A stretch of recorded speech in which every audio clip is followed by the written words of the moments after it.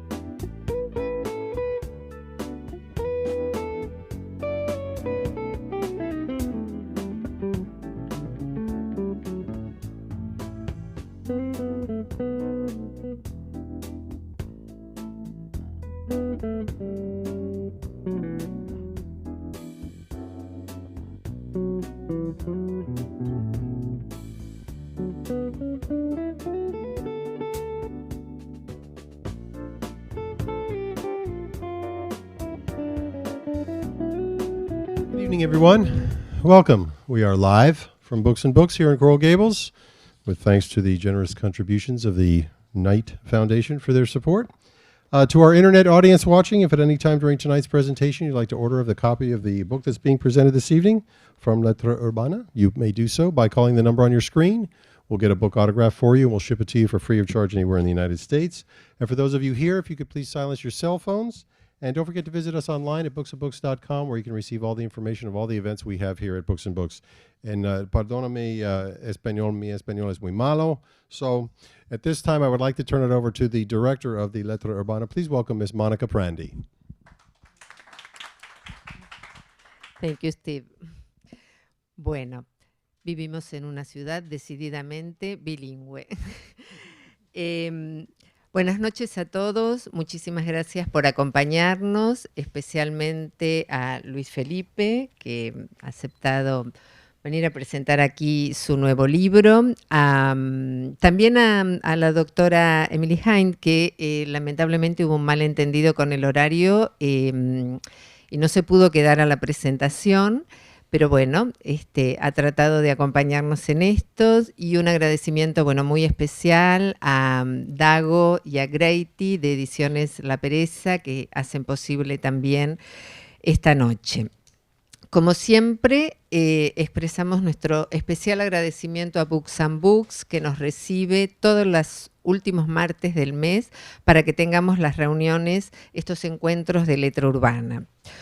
Hoy recibimos acá como invitado a Luis Felipe Lomelí, con quien conversaremos acerca de su nuevo libro, Okigbo versus las transnacionales y otras historias de protesta. Okigbo, así de raro es el nombre, como a todos nos sonó la primera vez, y ahora Luis Felipe, va a hablar un poco de qué se trata esto.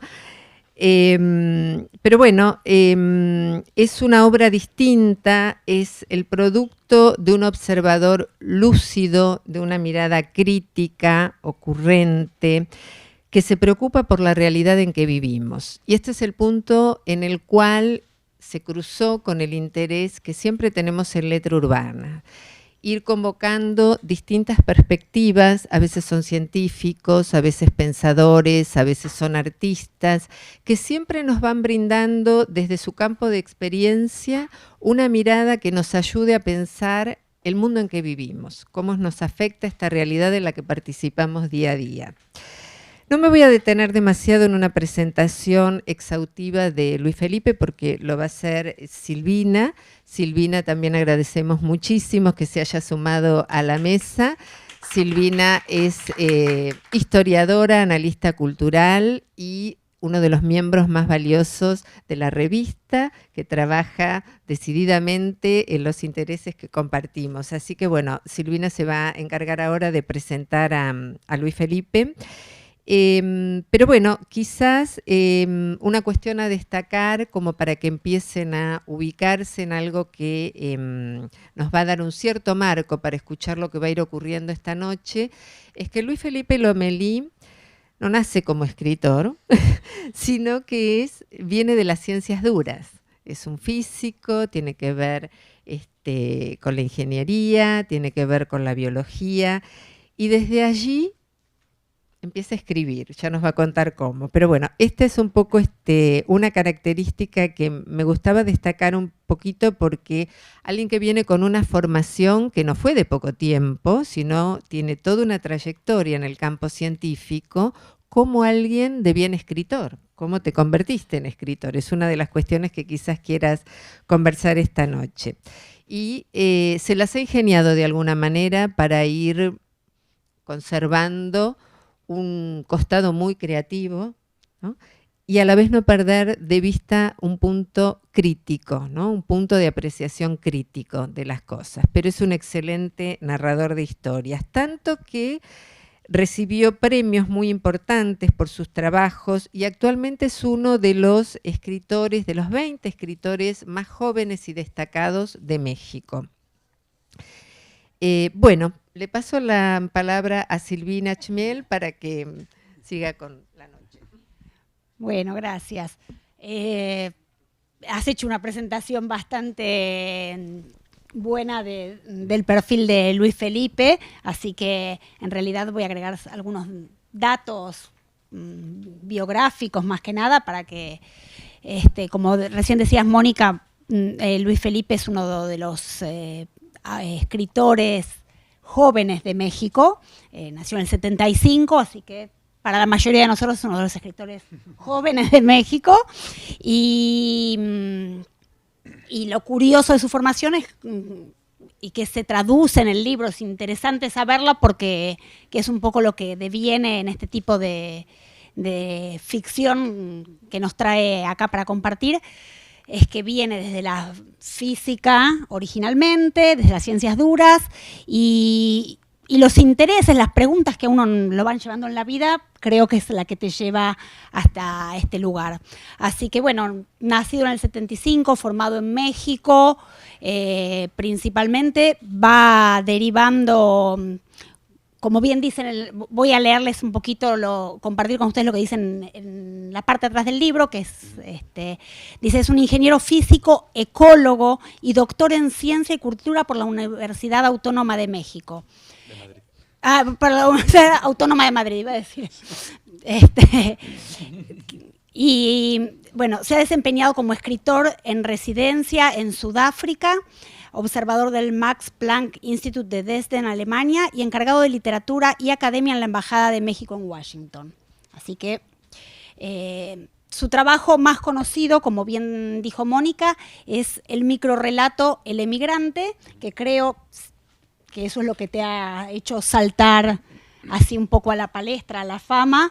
Es un microrrelato que durante mucho tiempo fue considerado el microrrelato más breve en habla española, ¿no? Consta de 4 palabras. Así es. Así que, si querés, lo podés contar. Y lo leemos todos.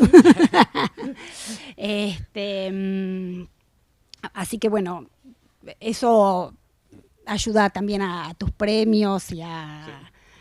Sí. Igual puedo empezar con lo del microrrelato.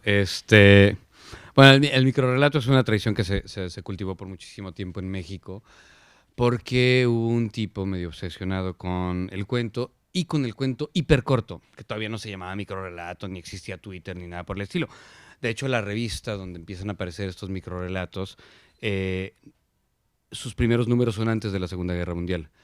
Y de hecho deja de publicarse la revista durante la Segunda Guerra porque los alemanes bombardeaban los barcos de papel sueco con los que se imprimía la revista. Esta revista se llamaba El Cuento y la publicaba Edmundo Valadez. Y en la revista El Cuento, que salía más o menos mensualmente y duró hasta el año 2000 aproximadamente, o sea, sí es candidata a ser una de las revistas más importantes de literatura en lengua hispana, compitiendo con Sur. Obviamente, y se puede hacer un debate maravilloso de Sur versus El Cuento. La diferencia, obviamente, la primera cosa en contra del Cuento es que El Cuento publicaba cuento, punto. Y Sur era extremadamente más vasta.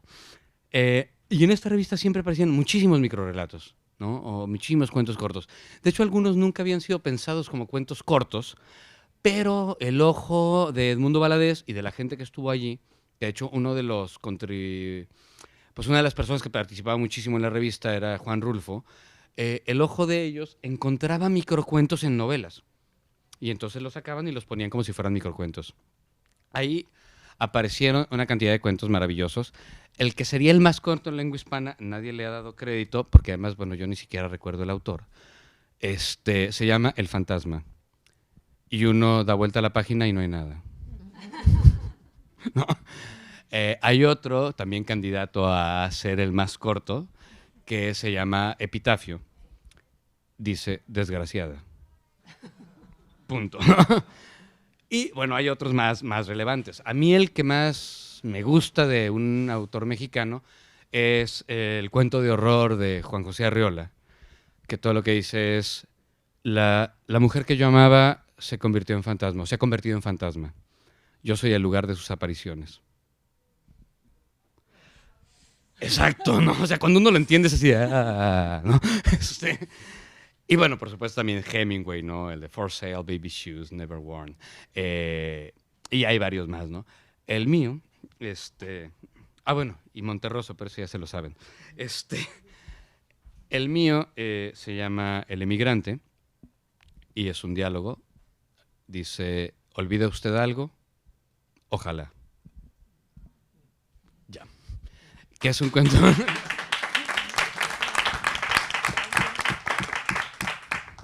Así que bueno, es un cuento que obviamente en un lugar como esto se entiende mucho mejor que en otros.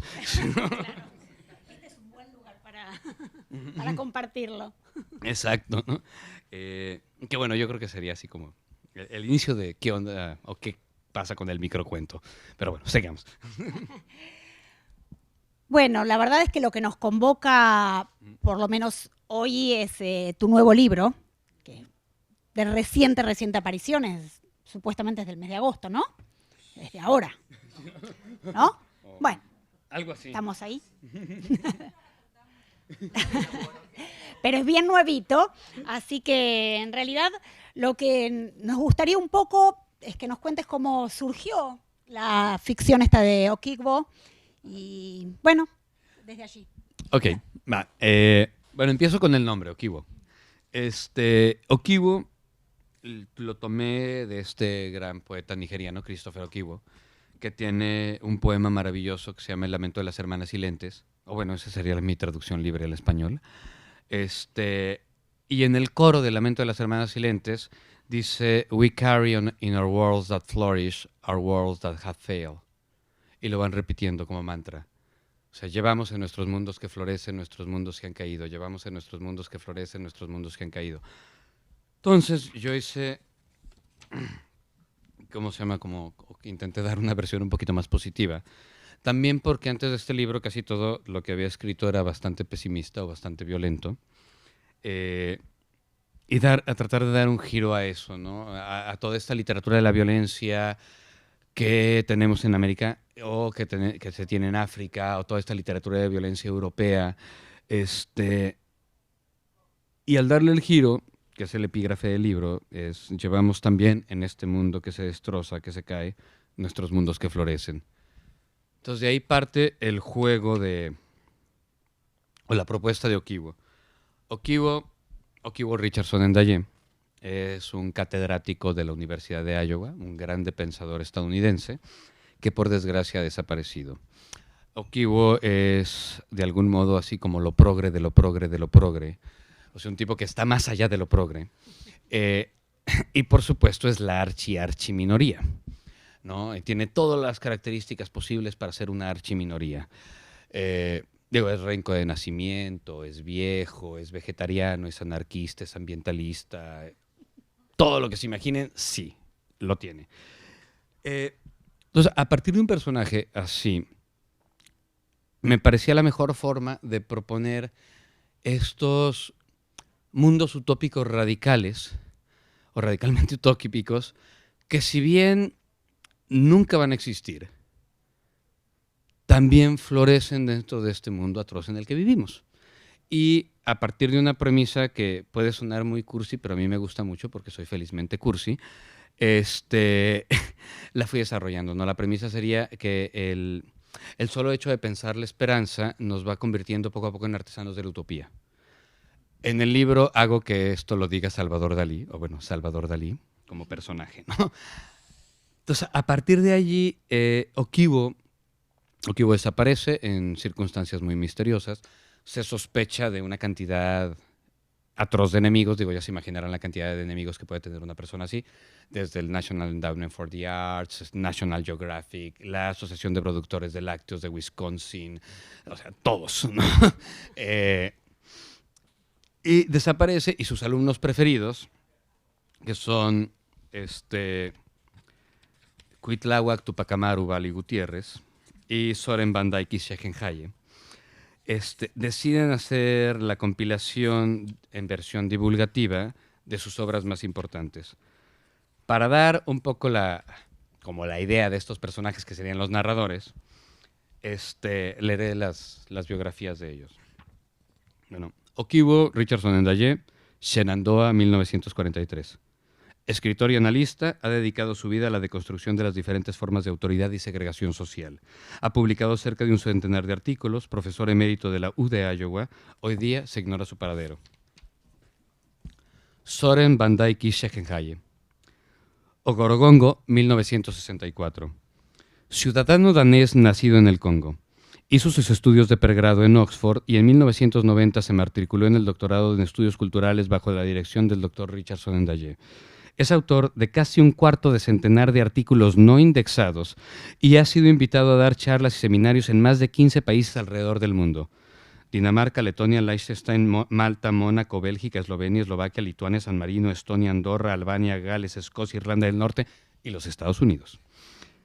A partir de la lamentable desaparición del Dr. Richardson Ndayé, emprendió la noble labor de recuperar sus obras más importantes y darle un formato divulgativo. Nota del traductor. Nunca ha solicitado la nacionalidad congoleña.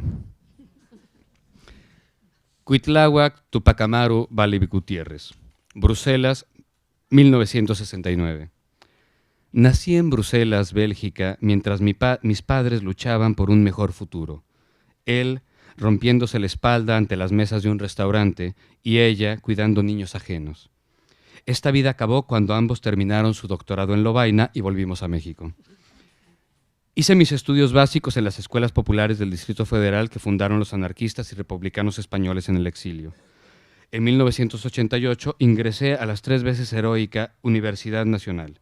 Fui partícipe de las marchas por la democracia y miembro del Comité General de Huelga de la Universidad en 1989. Pero como la huelga fue corrompida por las élites de la oligarquía, me fui a reiniciar mis estudios de filosofía en la Universidad de Salamanca, Guanajuato. En 1996 ingresé a la U de Iowa para realizar bajo la dirección del Dr. Richardson Ndayé el doctorado en estudios culturales. He publicado The Saint and the Caveman, A Semiotic Approach to the New Millennium, Monterrey Institute of Technology Press, Monterrey, 1999. Desarrollo involutivo, crónica de una transferencia de la tecnología inacabada, Calicanto, Guayaquil, 2001. Y el poemario La larva insaciable, Secretaría de Cultura, Gatos Güeros, Tamaulipas, 2008. Desde la lamentable desaparición del Dr. Richardson Ndayé, me he dedicado a la divulgación y promoción de su obra. Más o menos con esto empiezo un poquito el juego. Siempre he pensado que la biografía de una persona en una antología es inversa, o sea, la longitud de la biografía es inversamente proporcional a la importancia de la persona. Y de hecho, si se fijan, por ejemplo, en esta antología maravillosa de Nadine Gordimer, Telling Tales, así es.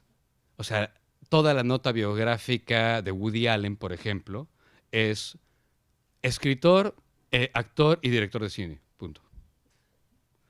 Y de algunos autores menos conocidos, no, hombre, es una biografía así, pero impresionante, ¿no?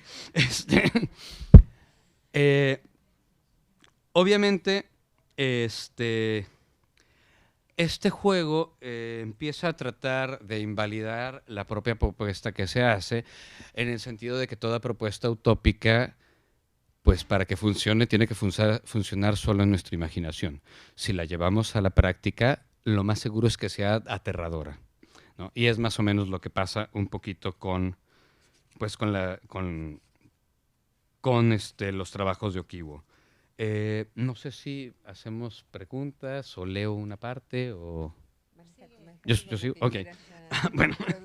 Estás ya en una línea. Va. Bueno, muy bien. Entonces, bueno, ¿a qué se dedica Okiwo o qué trata de pensar Okiwo?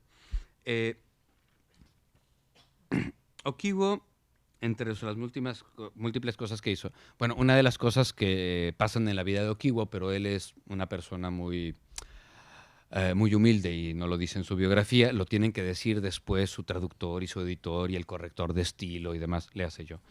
Es que Okiwo fue uno de los alumnos favoritos de Foucault y por supuesto también era amigo de Derrida, para el cual siempre se llevaron muy bien hablando de fútbol, porque pues en realidad Derrida seguía siendo un futbolista profesional. Que luego estos racistas eurocéntricos lo hayan convertido en filósofo francés en vez de futbolista argelino es otra cuestión. Es pura casualidad del acontecimiento. Exacto, ¿no?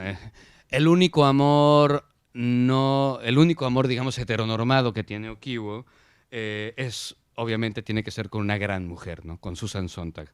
Y por supuesto, tanto el editor como el traductor se pelean, ¿no? Y uno dice que, bueno, sí, eso podía ser. Bueno, somos más queer, ¿no? Más open mind. Entonces, está bien que sea gay, pero puede estar con una mujer. No nos da asco. Y por supuesto, el otro dice que no, que jamás, nunca mente alguien como Okiwo, que era tan perfectamente gay, podía haber estado con la mujer. Y empieza a tratar de los temas.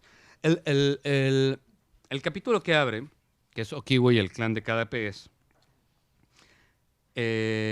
trata sobre las posibles razones de los artes contemporáneos, ¿no? De las artes plásticas contemporáneas. Y fue un capítulo con el que me divertí muchísimo. Era un capítulo que yo no pensaba publicar. De hecho, yo tampoco tenía mucha idea de publicar el libro. Entonces me tomé muchas libertades. Y por supuesto en el capítulo hablan básicamente todos mis pintores favoritos del siglo XX. Traté de quitarle los nombres para que, bueno... Sí, pero parece, ¿no? O sea, por ejemplo, hay un pintor que está cansadísimo porque la mafia lo hace pintar siempre gordas, hijo de puta gordas, siempre gordos, carajo, yo quiero pintar flacos, ¿no? Entonces, bueno, ¿no? Creo que ya se imaginarán quién es. Y en ese momento que sucede en algún lugar de los 80s, Salvador Dalí, entre comillas, le pide, por favor, a Okiwo que trate de buscar una nueva manera de pensar las artes. Porque viven en el terror. Y lo peor del caso es que todos los alumnos de artes y de pintura y de danza y etcétera se han creído el cuento de las artes contemporáneas, cuando en realidad es una prisión. Y eventualmente hará algo al respecto. No sé si... Bueno, igual voy a leer sobre ese capítulo. ¿Por qué no pensabas publicarlo, ese capítulo justamente? Bueno, de hecho no pensaba publicar nada del libro. El libro aparece como un escape para mí mismo mientras estaba haciendo mi tesis doctoral en ecología o en los principios epistemológicos o los principios teleológicos de la ecología, para tratar de tener una ecología que sí sirviera. En particular para que pudiera haber esa cosa que se llaman estudios de impacto ambiental, que sí dijeran algo. Y no nada más lo que quieren que digan los que pagan los estudios de impacto ambiental, que es la razón que hay. Entonces, bueno, yo iba con todo este asunto idealista haciendo mi tesis, y por supuesto mientras hacía mi tesis me topaba lo que le pasa a cualquier alumno, a cualquier estudiante doctoral, ¿no? Uno tiene una idea genial y dice, a huevo, con esto vamos a cambiar el mundo y el mundo será mejor. Y 5 días después, digo, depende, uno se da cuenta de la estupidez que pensó, ¿no? Y algo que sonaba precioso resulta que era terrorífico, ¿no? Y bueno, eso me iba pasando en el doctorado con un montón de ideas, ¿no? Y leía a las ecofeministas y decía, claro, Vandana Shiva es un genio. Y luego tenía algún contacto con gente, con desplazados de la guerra que tenían una granja agroecológica en Medellín. Y decía, bueno, no, Vandana Shiva no tiene mucho impacto acá, ¿no? O leía sobre ciertos adelantes tecnológicos en desarrollo sostenible, y decía, sí, claro, ¿no? La tecnología nos puede ayudar a esto. Y entonces me iba a trabajar con mujeres, y pues no, tampoco tenía sentido allá. Entonces eso me iba pasando pues regularmente en la tesis. Duré muchos años con mi tesis doctoral. O sea, básicamente la empecé a pensar por ahí en algún momento del 2001 y me titulé en 2008 o 2007, algo así. Entonces sí me pasé un buen rato, ¿no? Y pasé así varios países y tacatá. Entonces, de los otros temas o de las otras ideas que me iban apareciendo mientras leía todo este asunto de la tesis doctoral, fue que fueron saliendo las ideas de Okibu. Entonces, como breve repaso, o sea, por un lado están las artes plásticas y la relación de las artes plásticas con las mafias y de los grupos de coerción armados ilegales, le hacen narcos, la Comorra, etc. El siguiente capítulo habla de la nutrición y toda la cantidad de mentiras que nos venden acerca de la nutrición y los efectos que puede tener las ideas de nutrición sobre nuestra vida cotidiana. Un ejemplo que no está aquí, pero que ahora me ha tocado, ya que soy felizmente padre, mi hija, pues bueno, obviamente se parece un poco a mí y a mi mujer, que es un poco más bajita y es igual de flaca que yo, pero resulta que las tablas de crecimiento y peso que se utilizan en los hospitales mexicanos y tienen todos los pediatras mexicanos son tablas gringas. Entonces, por supuesto, todos los pediatras buscan niños gringos, ¿no? Cosa que jamás va a dar mi hija, ¿no? Y por supuesto eso nos ha causado una cantidad de traumas hasta que por supuesto encontré las tablas chinas. Y no, hombre, en las tablas chinas mi hija está por encima del promedio, ¿no? Es maravillosa, ¿no? Súper saludable, ¿no? Mientras que las tablas gringas está por debajo del mínimo esperado. Igual que seguramente estuve yo y que estuvo mi mujer y que estuvieron la mayor parte de los mexicanos, ¿no? Entonces, bueno, sobre nutrición. La siguiente, que es la que da título al libro, es Okibu contra las transnacionales, y es como ciertas herramientas que han tomado los grupos anarquistas o los grupos de Occupy Wall Street o los grupos globalifóbicos, ¿no? Que es como se les llama en México, también pueden ser utilizadas a la inversa y ser utilizadas precisamente para ir en contra de estos grupos, ¿no? Luego viene Okibu con la internacional anarquista, que tiene que ver con Malcolm Lowry, los papalotes, los veteranos, la guerra, etc. Okibu contra la historia oficial, que esta parte de un supuesto que a mí me gusta mucho, ¿no? Si uno piensa la historia, en cualquiera de los ámbitos, los racionales que tenemos para pensar la historia son atroces. O sea, ya sea Marx, o sea Engels, o sea Toynbee, o sea el historiador Carlyle, o sea el historiador que le guste, son horribles las formas que tenemos de pensar la historia, ¿no? O sea, es la historia de los vencidos, es dividir la historia a través de masacres, no de guerras, es partir la historia a partir de grandes hombres como si el resto fuéramos ovejas y no contáramos, o son estas visiones que desde el título se van autosegregando. La visión de los vencidos, sí, gracias, ¿no? O sea, sí, es la visión de los jodidos, ¿no? Adelante, ¿no? O People's Histories. Entonces, por supuesto, Okibu se le ocurre una nueva versión de pensar la historia. Y la premisa de la que parte es, bueno, ¿cuáles son los acontecimientos más importantes que nos suceden en la vida? A cualquier persona. Digo, aparte del nacimiento y la muerte, ¿qué otras cosas son las que han marcado su vida? Ser padre, y para ser padre, te casaste, o sea, te enamoraste, ¿no? Entonces, bueno, puedo leer una parte de Okibu contra la historia oficial.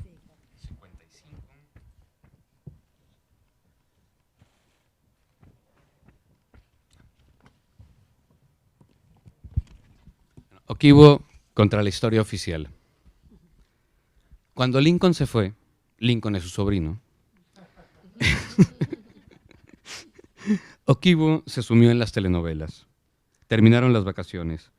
Y consta en su diario que daba sus clases con desgano. Mística y literatura de Santa Teresa a William Burroughs y hermenéutica del instante, Bachelard sobre Saussure. Y al terminar sus obligaciones salía de la universidad y se iba directo a su casa para prender el televisor. No lo quería aceptar, confiesa en una entrada de fecha posterior. Pero ya se veía venir y por lo mismo Okiwo se negaba a admitir que le dolía lo obvio. A Lincoln, en plena búsqueda de muchachitas, no le agradaba que lo vieran en compañía de su tío homosexual. Por eso las telenovelas. Estaba sensible. Nota al pie de página. Suponemos también que el intenso interrogatorio que sufrió el doctor Richardson en Daguerre por parte de los agentes federales habrá influido en su estado de ánimo. Nota del editor. Y las veía, las telenovelas, claro, a pesar de que le molestaba el cargado machismo de las producciones, sus estereotipos para presentar a los pocos personajes no heterosexuales que aparecían en los programas, el típico vecino gay que hace unos pasteles deliciosos y sale los domingos a lavar el auto en hot pants rosas. Pero el doctor Richard Daguerre trataba, asegún narra en su diario, de paliar el malestar imaginando historias alternativas. Uno de los personajes de la teleserie esa del Capitolio, por ejemplo, era amante del presidente y para ocultarlo habían inventado el escándalo de la becaria gordita y las pastillas de menta. Cosas así. Entonces una noche, mientras imaginaba una relación gay en la serie de Friends entre el personaje con cara de camello y el actor de teatro, Okiwo tuvo una epifanía. Se levantó del sofá y corrió al escritorio. Escribió, comillas, apuntes para una construcción social de la historia humana. Fin de las comillas. Luego se le habrá quedado viendo al papel y tacharía aquello de construcción social porque seguramente al ser historia humana le pareció estúpido y redundante decir que se construía socialmente. Después habría mirado sus libros de Toynbee, Santayana, Howard Zinn y por un momento habrá tenido en su mente la imagen de toda la historia de la historiografía. Desde los cantos épicos, la historia siempre escrita por los vencedores, las pretensiones cientificistas de los archivos y el marxismo, la mal llamada historia de los vencidos que desde el título se autoexcluye y reafirma los sesgos dominantes, eurocéntrica, machista, militar, los intentos de estudios coloniales, la crítica feminista y al final las fallidas historias populares o people's histories. Lo habrá visto todo en conjunto como en un huequito de una escalera argentina.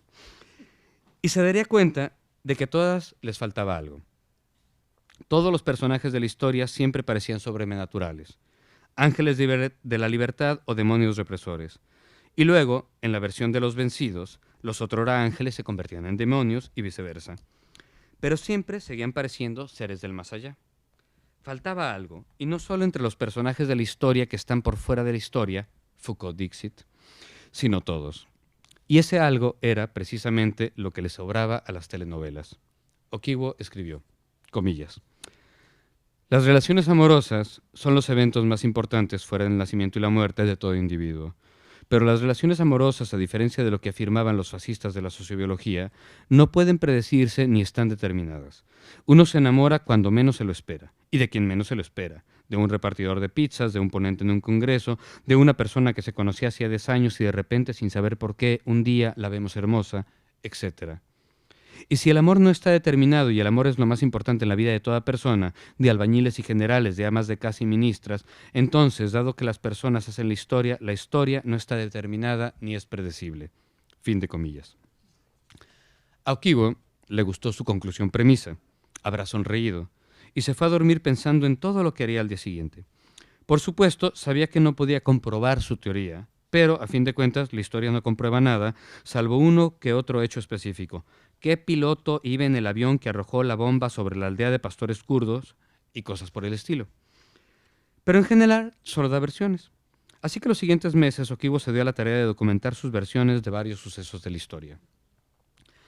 Entre los archivos que nos ha dejado el doctor Richardson en Daguerre, nota al pie de página, el plural es solo una cuestión de estilo. Los archivos y la copia de los escritos me lo confió a mí un día antes de su última conferencia en la UD de Iowa.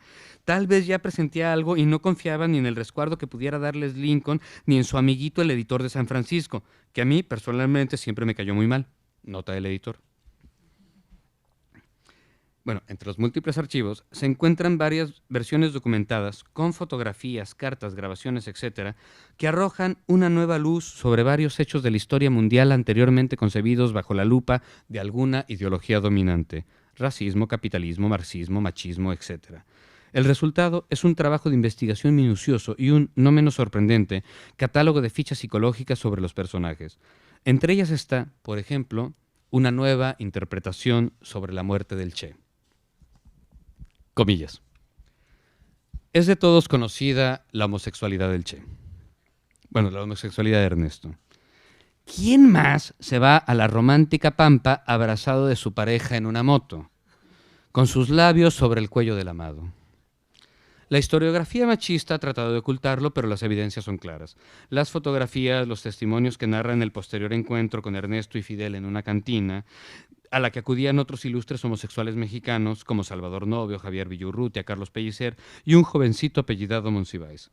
Fidel no era comunista, pero qué fácil es cambiar de ideología por el ser amado, ¿cierto? Y las penurias en Sierra Maestra, que solo pueden sobrellevarse con el cariño. Fin de comillas. A Okiwo le brota su vena poética por las siguientes páginas, donde agrega como argumento la invisibilidad de las esposas de ambos, sobre todo la de Fidel, y extrae citas de la correspondencia que sostenían los dos revolucionarios. Al final concluye que Fidel no pudo soportar la independencia de Ernesto, sus absurdas ganas de llevar la revolución a cualquier sitio, como Angola. Fidel quería que estuvieran los dos ahí en la isla, felices entre los cañaverales al lado del mar. Y cuando Ernesto volvió de África, Fidel lo recibió no como un héroe, sino como Penélope recibió a Ulises. Sin embargo, el idilio duró poco y el doctor Richardson Ndayé explica el distanciamiento por escenas de celos. Me voy a Bolivia. Fue la gota que derramó el vaso. ¿Y lo abandonó? Fidel no quiso volver a saber más de él. Después sabría que lo iban a matar, pero no hay nada peor que un hombre despechado. Nota al pie de página. Mucho se ha rumorado sobre la muerte del Che en Bolivia, si estaba involucrada la CIA, como sugirió Richard Gott en su nota del 11 de octubre de 1967 publicada en Guardian, si el propio Fidel fue quien lo traicionó. El doctor Richardson Ndayé no toma partido, pero sí señala dos hechos constatables. 1. Que Fidel fue quien pidió al doctor Arguedas, médico boliviano que realizó la autopsia y después terminó pidiendo asilo político en la Embajada de México, que le enviara tanto el diario como las manos de Ernesto. Y 2. Desde la primera publicación del diario en La Habana, Diario del Che en Bolivia, ediciones tacatacatacatá, llama la atención la ausencia de alusiones a Fidel, mismas que podemos imaginar harto emotivas en el original. Así como muchas entradas del diario que se antojan inconclusas o donde el estilo cambia ostensiblemente. A partir de estos dos hechos, Okiwo se limita a imaginar a Fidel leyendo por primera vez el diario de su amado. Le habrían temblado los dedos al abrirlo. Habría buscado algo en particular. Y al momento en que Fidel recibió las manos, brillarían sus ojos como cometas empapados de lágrimas mientras abría la caja. ¿Habría hablado con ellas entre el barullo de los insectos sobre los jocotales como si hablara con Ernesto? Nota del editor.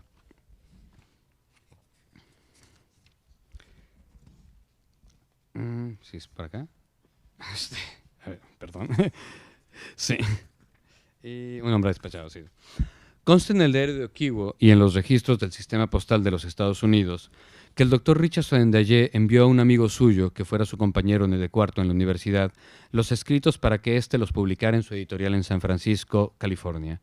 Ahí habla, aparte de Fidel y Ernesto, de cómo Atila cabalgó toda la estepa asiática en busca de su amado, de cómo Elcano asesinó a Magallanes después de descubrirlo con un marinero, de cómo Juana de Arco arremetió contra Orleans porque ahí los ingleses tenían cautiva a su amada, etc.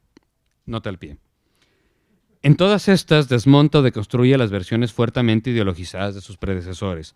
Atila no era un bárbaro sanguinario como trata de mostrarlo la historiografía racista eurocéntrica. Elcano falsificó los documentos que dicen que Magallanes lo mataron los nativos filipinos y, por supuesto, Juana de Arco no oía ni voces celestiales ni tampoco era esquizofrénica. Nota del editor. Cabe aclarar, en honor al riguroso trabajo del doctor Richardson Ndayé, que no todas las historias de amor son homosexuales. a pesar de que son mayoría, también narra cómo Sandino se enamoró de la hija de un almirante de la Armada de los Estados Unidos y que cuando éste les impidió el matrimonio, aquel decidió levantarse en armas, por supuesto. O del amor de Lumumba por la esposa de un comerciante belga que desembocó en la independencia del Congo, como todos sabemos. Sin duda, son versiones provocadoras, pero vitales para la comprensión polifónica y pluricultural de nuestro presente.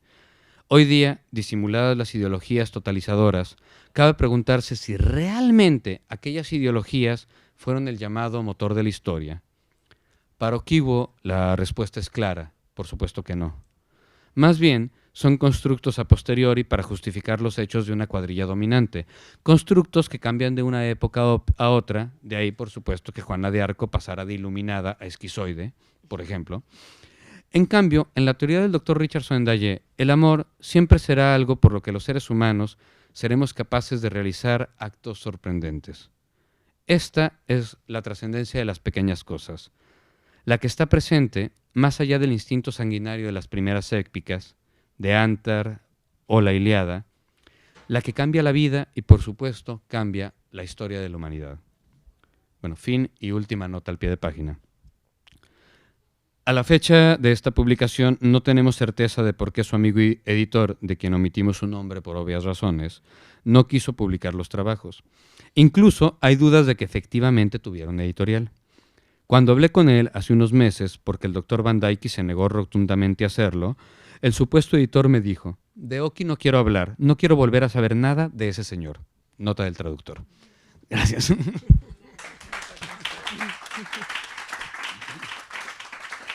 Me parece, bueno, ya a todos creo que a esta altura nos parece, ¿no? Muy destacadas las notas a pie de página, las voces del traductor, del editor, ¿no? Los distintos, digamos, ángulos que vos le vas dando a la narrativa. Por un lado me parece que ahí, bueno, se escucha la marca tuya de la academia, ¿no? Digamos, hay toda una estructura muy interesante cuando uno empieza a leer el libro y se encuentra inmediatamente con las notas al pie, ¿no? ¿Por qué elegiste esta estructura? Por un lado, era una de las cosas que te quería preguntar. Y por el otro lado, bueno, recién narrabas un poco a partir de este capítulo cuál era la idea del amor, ¿no? Un poco la ética del cariño que tiene el personaje, pero también hay un pasaje que recuerdo, no sé si era en el capítulo donde hablas de las transnacionales, donde hablas de Walmart, ¿no? Donde hay una pincelada muy interesante que das de cómo Okiwo ve la perspectiva de la esperanza, ¿no? Ahí con la resistencia, creo que es ahí donde está la resistencia de los monjes tailandeses. Me gustaría que por ahí compartas algo de eso, que bueno, a mí me pareció muy, muy aguda la visión que vos das, y por el otro lado, muy ocurrente, muy, muy interesante y muy divertida para leerla. Bueno, el por qué elegí el formato académico partió casi sin querer queriendo. No me acuerdo qué año, fui a un congreso de ecocrítica en la Universidad de Iowa. Y ahí había dos personas geniales, ¿no? Ursula Hayes, que es de la Universidad de Stanford, y Michael Branch, que está en la Universidad de Reno. Y Michael Branch hizo una ponencia maravillosa, ¿no? De hacer una especie de geografía popular, ¿no? Que es el proyecto Vectorless, que pueden consultar en la red, por ahí está publicado. Y que es genial, ¿no? Y es súper divertida, es súper amorosa, y son de esas cosas que a uno le dan como gustito. Y después me invitan a dar una plática a un grupo de ecólogos en un congreso de ecología tal cual, ¿no? Entonces ya pasaba de los literatos a los ecólogos.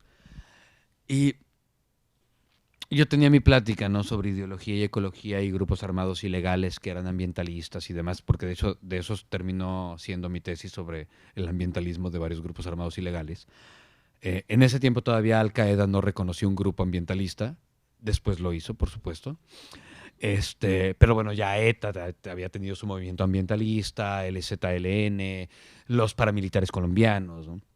Entonces yo tenía mi discursito. Y mientras iban pasando todas las ponencias de todos estos ecólogos sociales o ecologistas, obviamente el sentimiento de todo mundo era desolador, ¿no? Como dice Joaquín Fernández, este periodista ambiental español, que es como el principal periodista ambiental español, el mantenerse uno informado sobre cuestiones ambientales es psicológicamente insoportable, ¿no? O sea, uno se vuelve loco o adicto o deserta. Y dije, bueno, ¿qué pasa si al final de la conferencia propongo algo un poquito más bonito, ¿no? Algo un poquito más esperanzador, aunque es imposible? Entonces dije, listo, voy a hacer una especie de cover de Michael Branch, le añado unas cosas de Ursula Hayes, otras cosas de Mi Cosecha, tracatrá, y presento eso como mi ponencia ante los ecólogos. Como me dio un poco de miedo, aclaré desde el inicio de la ponencia que lo que iba a leer era ficción. Y punto. En un momento dado, Okiwo, en su proyecto MAPS, que es un proyecto hermano del proyecto Vectorless de Michael Branch, de la Universidad de Reno, decide hacer con la UNESCO el grupo de Geoambientalistas Sin Fronteras, que es un grupo de gente que va recopilando datos o información sobre las vivencias populares, las vivencias de la gente en cada uno de los lugares, sobre todo en estos lugares en donde se tiene menos acceso a la tecnología, porque en otros, gracias a Google Maps, bueno, sobre todo a Google Earth, se va recuperando esta información. Y hay grupos como Ant, Web, etcétera, que tienen este tipo de cosas, ¿no? Que hablan desde las especies endémicas hasta los blooms que hay de crustáceos y cosas así bellísimas. Y el trabajo que hacen los de Geoambientalistas Sin Fronteras y demás. Termino la ponencia, ya vienen 2, 3 preguntas, tacatá, y a la hora que ya me voy a bajar, tengo una fila de, pues, 5 muchachos que quieren unirse a Geoambientalistas Sin Fronteras. Y así de, carajo, ¿no? ¿Qué pasó aquí, no? Entonces, sí, ¿no? Entonces, bueno, como con esta educación científica que tiene uno, si eso pasa una vez, hay que repetir el experimento, ¿no? O sea, para que algo sea científico, tiene que ser reproducible, repetible, etcétera, ¿no? Y me dediqué un rato a reproducir el experimento. Eventualmente, no importaba qué dijera, no importara cuál era el foro en el que estaba, si eran ecologistas, si eran ecólogos, si eran literatos, si decía que era ficción, si decía que no era ficción, si no decía nada, no importaba nada. Siempre tenía gente al final que quería unirse a Geoambientalistas Sin Fronteras. Los terminaba repitiendo una página web que por supuesto no existe. Entonces dije, bueno, esta es como la nueva maravilla, ¿no? Si la ciencia ficción o la fantasía siempre ha partido de lo que una sociedad cree que es cierto y es incuestionable en su momento, la religión, la ciencia, etcétera, pues al parecer toda la evidencia indica que lo que es incuestionable en la actualidad es el discurso académico. Entonces, si ponemos las cosas más absurdas o más fantasiosas o más utópicas dentro de una estructura de discurso académico, la gente se lo cree. Incluso yo me lo creo, ¿no? Digo, hay muchas de las ideas de Okiwo que a mí me encantan. Y bueno, entonces fue un poco como nace esta idea de la estructura. Y por supuesto, mucho de lo que se cita es perfectamente cierto. O sea, el artículo de Richard Gott de The Guardian es tal cual. O sea, sí está ahí. Los hechos del doctor Arguedas referente a la muerte del Che son hechos constatables, ¿no? Sí se le enviaron las manos, sí cortó las manos el doctor Arguedas, sí las pidió Fidel y sí se le mandaron a Fidel, junto con el diario. ¿Por qué sucede eso? Si lo mata un gobierno enemigo de la revolución o está involucrada la CIA, es un misterio maravilloso, ¿no? Entonces, pues sí, todo el libro está mezclado. Ahora, justo me preguntaba Emily, que en qué momento empezaba lo serio y empezaba la parodia, o en qué momento empezaba la parodia y empezaba lo serio, qué era real, qué no. Obviamente no sé. No, cuando uno... Coincido totalmente con bueno, uno de mis escritores favoritos es Paul Feyerabend. Paul Feyerabend es un perfecto inútil. Es decir, si alguien ha leído Feyerabend, ya sabe que no sirve para nada. Feyerabend era epistemólogo dadaísta. Y ya con esa etiqueta ya sabemos que no sirve para nada. Pero lo que propone es bellísimo, ¿no? Siempre tiene una esperanza anarquista increíble, ¿no? Y siempre juega maravillosamente con su gremio, ¿no? Los filósofos de la ciencia y los científicos. O sea, en un momento dado, Feyerabend se pone a dar las razones de por qué el vudú es tan científico como la física de altas energías. Y sigue todos los argumentos de los filósofos de la ciencia y resulta que sí, efectivamente, el vudú cumple con todo, ¿no? Pero obviamente estas ideas, si bien son muy lindas, pues no llegan a gran cosa. Y algo que decía Feyerabend es que la racionalidad es simplemente una de las múltiples formas de pensamiento, que por una desgracia atroz llevamos por lo menos 200 años igualando razón con pensar correctamente. Es más, igualamos racionalidad con pensar. Y eso para Feyerabend y también para el doctor Okibo es una estupidez, ¿no? O sea, tenemos muchas otras formas de pensar. Y sí creo que el pensar las utopías no son ideas racionales. Y por lo mismo que no son ideas racionales, que son ideas carnales, o sea, que son ideas que nacen del corazón o de sepa Dios dónde, digo, me importa un bledo lo que digan los fisiólogos, que además tampoco se han puesto de acuerdo dónde termina una neurona, por ejemplo. Sí, el axón llega hasta la punta del pie, pero el axón es parte de la neurona, sí, entonces pensamos con los pies. Porque llegan las neuronas a los pies, ¿no? La columna vertebral son neuronas, los nervios son neuronas, etc. Entonces, bueno, no me importa lo que digan los fisiólogos, me parece mucho más rica la literatura y la metáfora, ¿no? Y si podemos decir que las ideas salen del corazón, qué lindo. Y lo lindo, pues, valga la redundancia, es lindo, ¿no? Y nos da esperanza. Las ideas utópicas parten de algo mucho más sentimental, que sí tiene parte de razón, sí tiene parte de análisis, tiene parte de metáfora, tiene parte de comparación, tiene partes empíricas, etcétera. Puede tener mucho de todas estas diferentes formas que tenemos para aprender el mundo, que han hablado los filósofos del conocimiento, etcétera. Pero tampoco, o tal vez por esta misma naturaleza plural que tiene el nacimiento de una idea utópica, uno mismo, cuando piensa una idea utópica, no sabe en dónde empieza la estupidez de uno mismo. O en dónde empieza ya nada más el cariño, o en dónde empieza la terquedad, el aferre, ¿no? Es que tiene que ser así porque es mejor, ¿no?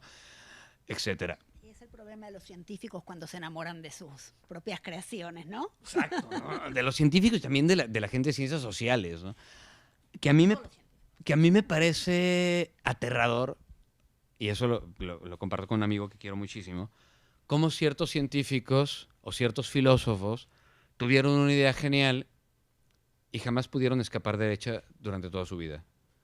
Y los pocos pensadores que pudieron tener más de una idea, luego la historiografía los trata casi como esquizoides, ¿no? El primer Wittgenstein, el segundo Wittgenstein. Digo, no, era el mismo compadre, ¿no? ¿Cómo que el primero, el segundo, el qué? No. Pero algo que sí procuré en el caso de Okibo es que, bueno, la utopía ha tenido como tres caminos posibles, o los utopistas han tenido como tres caminos posibles en la historia. El más común es el trágico, que no hay mucho que decir al respecto, ¿no? La Comuna de París, etcétera, ¿no? Tierra y Libertad en Monterrey, un montón, ¿no? Y en América tenemos un gran catálogo de utopías fallidas, ¿no? Estas naciones de mujeres que hicieron las feministas en Estados Unidos durante los 70s, etc. Ese es uno. La otra opción, que es como la mainstream, es que todo anarquista termina volviéndose institucionalista. Pero a mí no me gustaba ninguna de esas dos opciones para Okibo. La tercera opción la mamo, la tomo por un lado, de Leonardo Sciasci, el trabajo que hace sobre Salvatore Majorana, este gran genio de la física italiano, o sea, la versión, digamos, de Heisenberg en Italia, y de las múltiples leyendas de Ambrose Bierce. Salvatore Majorana no se sabe si era anarquista o no, Bierce, por supuesto que sí. Y es el asunto de, bueno, si tienes a una persona extremadamente inteligente, tal vez es lo suficientemente inteligente para fraguar su propia desaparición. De modo que la novela es esta búsqueda por parte de sus alumnos preferidos de qué hipótesis es posible, ¿no? O sea, Octavio era tan inteligente que fraguó su desaparición y eventualmente ya anciano, abuelo, decide desaparecer del mundo y decir, bueno, ya me cansé, con permisito, buenas noches. Literalmente lo matan y quién lo mata, o lo desaparecen para torturarlo y quién lo desaparece, o qué sucede con él. Y entonces, sobre todo en la parte de las notas al pie de página, se va haciendo este thriller. No les digo obviamente qué es lo que pasa con Okiwo, sino que ahí se tiene que ir pues descubriendo. No sé si... Bueno, la verdad es que una de las cosas que salió de lo que estuviste leyendo recién y que estuvimos compartiendo es algo que fue de las cosas que primero me llamó la atención y un poco preguntó Mónica. Me llamó la atención la estética con la que escribís, donde las notas a pie de página son tan interesantes. Seguro lo apreciaron cuando él iba leyendo el capítulo, ¿no? Y se iba desdoblando en todos los personajes, que además sos vos, ¿no? El profesor Okiwo y el traductor y el editor, el escritor, todos son el mismo personaje. Así que de verdad es un placer de la literatura, digamos, para ver cómo el autor se va desdoblando en todos estos personajes. Realmente hay que surcarlo. Y lo que me llamó la atención, decía, es cómo todas estas notas de pie de página me remiten a otro tipo de escritor, a otro tipo de registro del lenguaje, que es el registro del lenguaje de los tiempos modernos, ¿no? Tenía la sensación a veces de que leía como si estuviera leyendo una tablet donde uno encuentra las cosas, ¿no? Y hace clic y se va. Esa es la estética que tienen las notas de pie de página tuyas, ¿no? Sí. La diferencia es, por supuesto, que uno no se va a cualquier lado porque, como está escrito, nos vamos solo a donde tú nos llevas. Ajá. Pero realmente me fascinó esa estética y que me parece que la pregunta ¿es para atraer a los jóvenes lectores? ¿Es una ocurrencia? ¿De dónde viene esto? Bueno, cuando estaba pensando, bueno, cómo darle el formato, ¿no? Esta serie de ideas y anexas, bueno, toma el formato académico, más el formato académico viejo, ¿no? El formato de las notas al pie de página, que ya casi no se usan. Y hay varios autores cuyas notas al pie de página me fascinan. Uno, por supuesto, es Borges, que hay varias referencias a Borges, ¿no? Bueno, una se mencionó ahorita, a la Aleph. Otro que hace joyas con las notas al pie de página es este mismo que mencionaba, Paul Feyerabend, y que de hecho a veces las notas al pie de página son más ricas que la obra en sí. Y hay varios, ¿no? Que tienen como este formato de tratar de darle mayor dimensión al texto, ¿no? O también está en escritores anglosajones, por ejemplo, las notas al pie de página en los trabajos de Neil Gaiman y Terry Pratchett, que son divertidísimas, ¿no? Que está pues en esta literatura de fantasía, ¿no? En Good Omens, sí, principalmente en Good Omens, que es la que hacen juntos.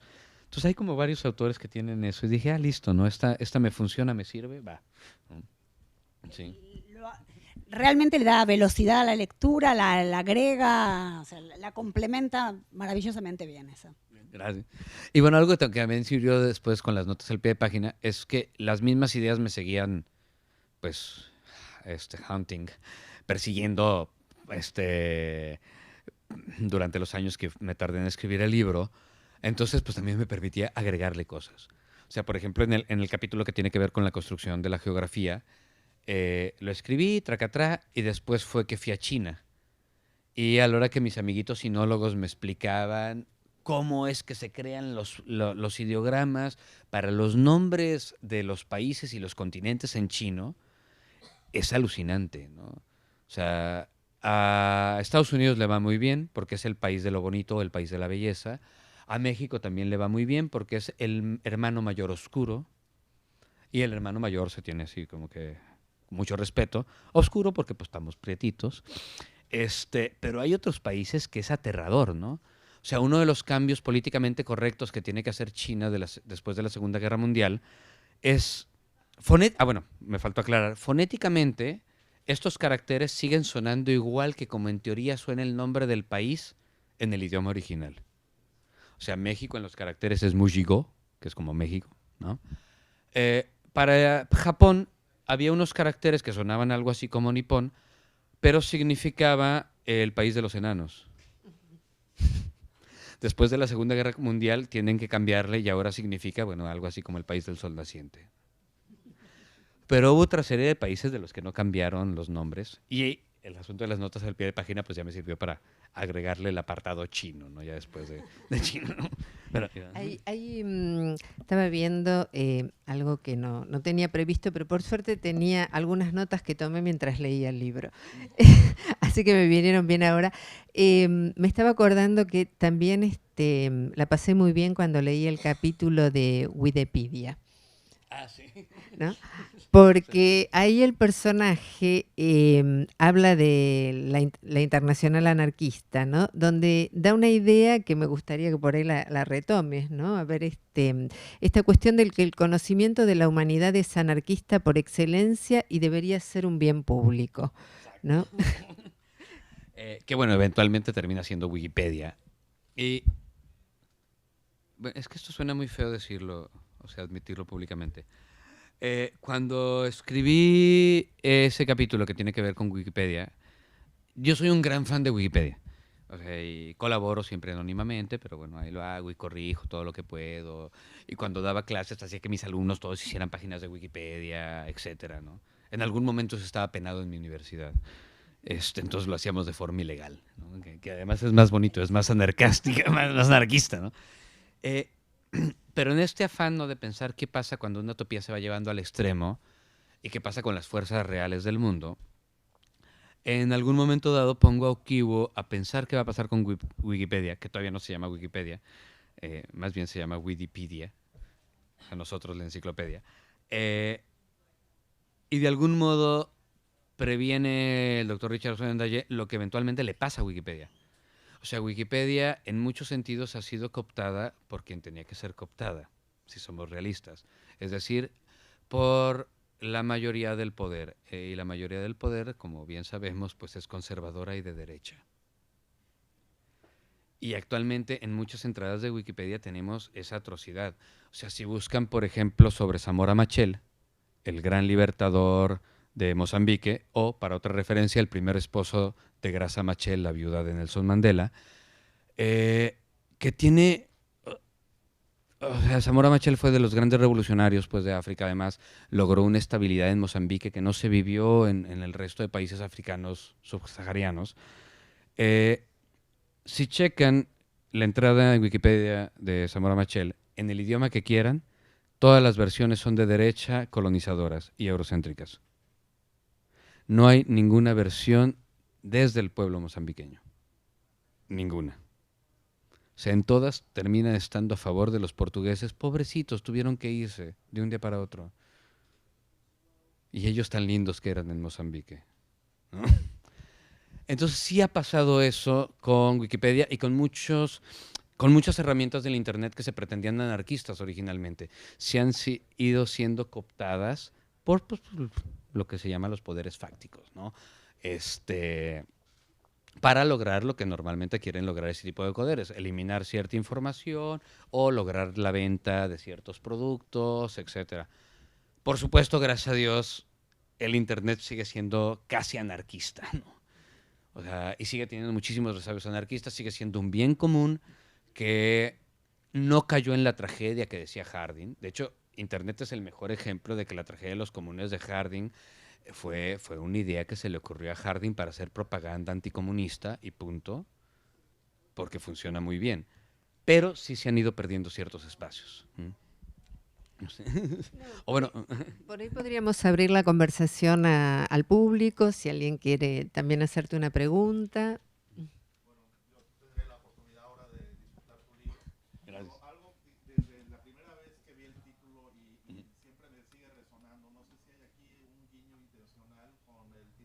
Fantomas contra los vampiros multinacionales, ¿no? Sí, sí.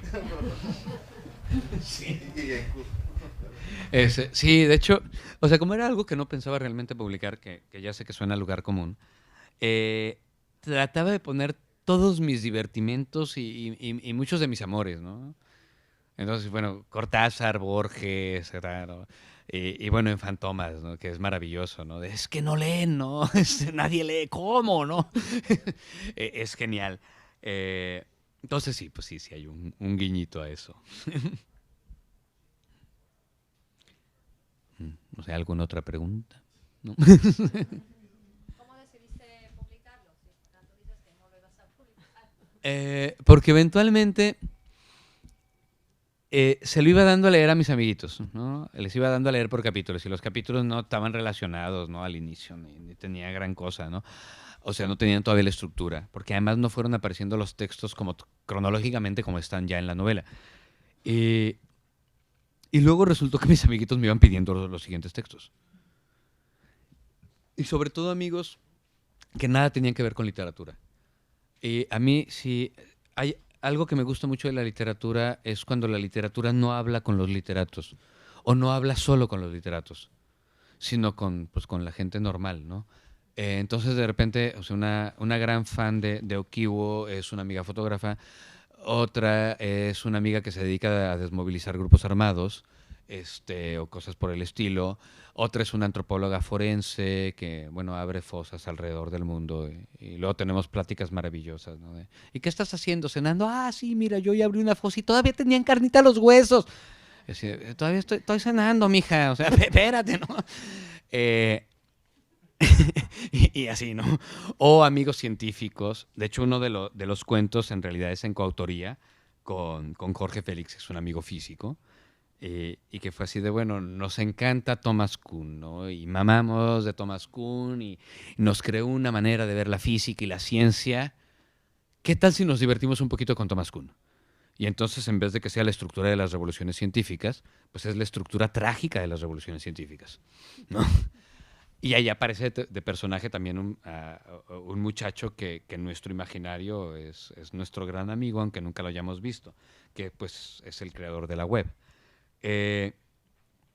Entonces, como si iba teniendo resonancia, o sea, a mi mamá le gustó, mi mamá trabajaba de secretaria, ahorita vende servicios funerarios, sí, ¿no? A pesar de toda esta como carga tremenda, intelectual, académica, tracatrá, le gustaba a mis amigos que no eran ni intelectuales ni académicos. Y dije, listo, entonces tal vez puede decir más y puede comunicar más de lo que yo pensaba originalmente y pasar de este divertimento personal a construir ya algo. Y así fue que, sí. Una pregunta. Ah. Cronológicamente, ¿publicaste esto antes o después que te aprobaron la disertación? Después, sí, sí, sí. Y de hecho algunos cuentos los terminé después porque ya la manera de ver el mundo de Okiwo fue una manera de ver el mundo que me gustó mucho. Entonces, sí terminó siendo como una especie de alter ego o de personalidad esquizoide que me gustaba para estar tranquilo conmigo mismo. O sea, Okiwo es casi un monje, ¿no? O sea, no bebe, no come carne, etcétera. Es todo muy pulcro. Tiene un miedo terrible, ¿no? A las bacterias. Yo soy bastante marranón, pero bueno.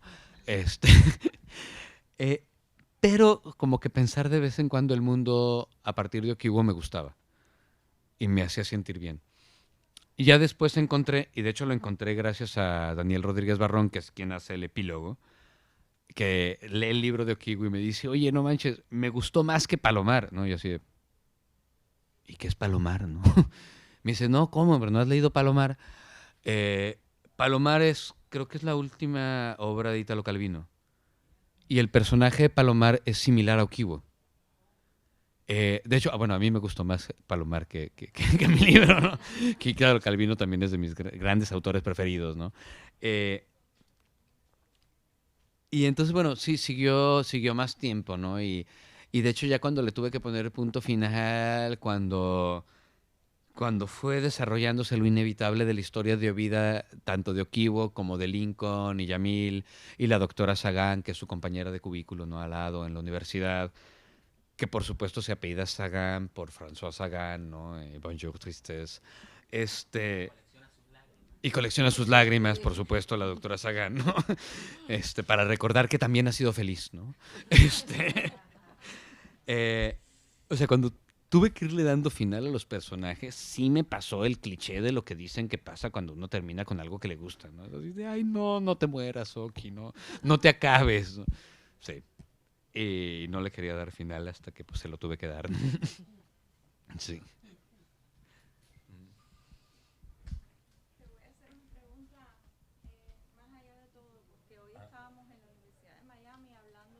De Borges y del Aleph. Y yo he podido constatar en todos estos días que tú tienes un gran conocimiento.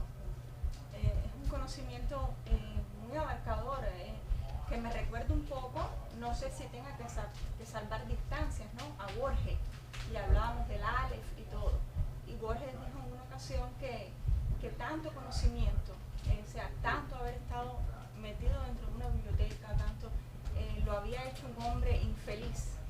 Entonces yo te pregunto a ti, ¿cómo? No te voy a preguntar si eres feliz, pero te voy a preguntar qué es para ti la felicidad y que me lo respondas basado en objetos. Ok, Porque has hablado de una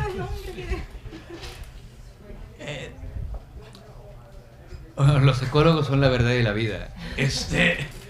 No los ambientalistas, los ecólogos. Yo no he conocido gremio más feliz que los ecólogos. ¿Eres feliz entonces? O sea, los ecólogos son como niños, son geniales. O sea, cuando convivía con ecólogos hacíamos este rollo de los trabajos de campo, ir a hacer transectos y demás. Era fantástico andar con ellos, ¿no? Porque veían una planta que no conocían. ¡Ay, mira, a ver! ¡Ay, qué venenosa! Todo se lo llevan a la boca, todo lo mueven, todo lo tocan.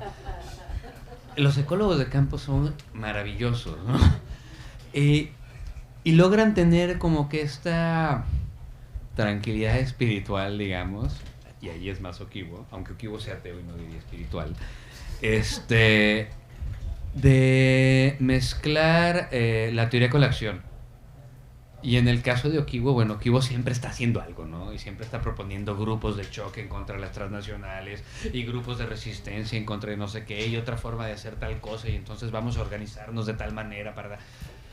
Creo que eso ayuda a paliar el aburrimiento que pueden suceder con los libros, ¿no? Ahora con mi hija es maravilloso porque los niños, o sea, si ya de por sí era curioso, ¿no? Y cuando iba luego a las ferias de libro tratando de comprar todas las obras de literatura que tenía que leer desde hacía años, luego terminó saliendo con un libro de sonografía física, de química atmosférica, el Genes de Oxford, ¿no? Que es la Biblia de la genética, tracatrán, ¿no? Bueno, ahora mismo que fuimos a otra librería, según yo me iba a querer llevar un montón de cosas de literatura y salí básicamente con cosas de ciencia, ¿no? La ciencia, o sea, cuando uno deja de ver la ciencia como algo serio, así acartonado, ¿no? En esta forma que normalmente nos las enseñan, ¿no? De esto es la verdad, ¿no? Y aquí está el modelo atómico, ¿no? Cree en él. Cosa que uno va aprendiendo que no es cierto mientras sigue estudiando ciencia. Cuando uno deja de ver la ciencia como eso, acartonado, es divertidísimo. O sea, y bueno, hay ciencia divertidísima y hay ciencia aburridísima. Y los científicos siempre tratan como de buscar formas raras de ver el mundo, formas diferentes de ver el mundo. Si eso lo mezcla uno con la vida diaria, y tener un hijo es algo que te empuja siempre a ver la vida de otra manera, porque siempre te está preguntando cosas, pues uno se la pasa bastante activo mentalmente. Y si uno anda activo mentalmente, pues es difícil estar de malas, ¿no? Mamen. A mí me llama mucho la atención cómo juegas tú entre lo riguroso de lo científico. A mí también me llama mucho la atención todo ese conocimiento que viertes en tantos personajes de los que hablas con tanta, y al mismo tiempo y se me va el término, ese descaro con el que hablas, por ejemplo, de cortarle las manos o sea, algo que pudo haber sido muy dramático como recibir las manos de Che Guevara, de pronto lo vuelves insolente más que descarado, insolente. Pues es que es más bonito ver la vida sin tanta rigurosidad. O sea, porque además, o sea, mi tesis doctoral la tenía que ser seria, ¿no?